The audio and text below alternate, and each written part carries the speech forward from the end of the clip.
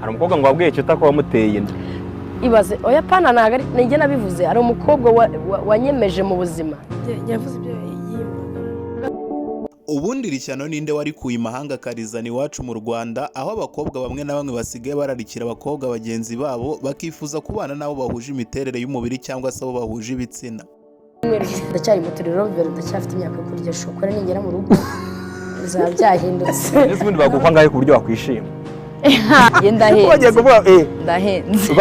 Uyu munsi ndagira ngo abana bato na ba mama wabo bansange basasa agasambe hasi ubundi mbaganirize ndetse n'abasaza n'abasore baze dusesengure kandi dusobanukirwe.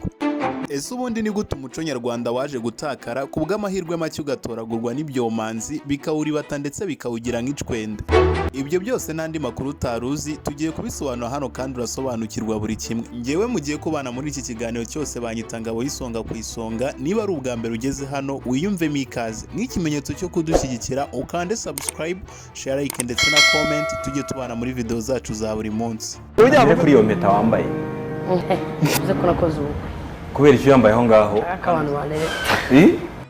Ubundi abantu benshi bavuga ko asa nk'abahungu ndetse akaba akunda abakobwa bagenzi be. Ubundi yamenyekanye ku mazina nka Babu. Uyu mureba ni umuhanzikazi w'umunyarwanda.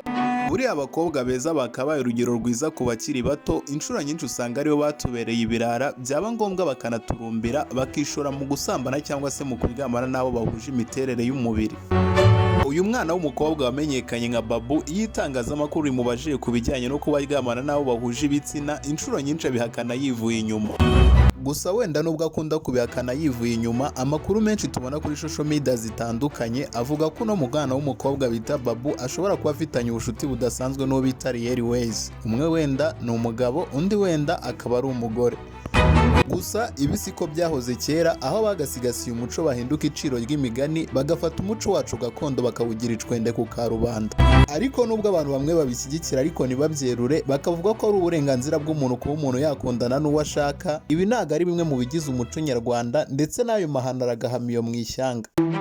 Mwebwe twabanye muri iki kiganiro ndabashimiye, munyemereye ikiganiro cyacu cy'uyu munsi tugisoreze hano. Nakagaruka ndabakunda cyane nk'uko munkunda. Nk'ikimenyetso cyo kudushyigikira urebe ko wakanze subscribe, share, like ndetse na comment tujye tubana muri video zacu za buri munsi. Amahoro ruri matanga mu mitima yanyu, mbakunda cyane nk'uko munkunda.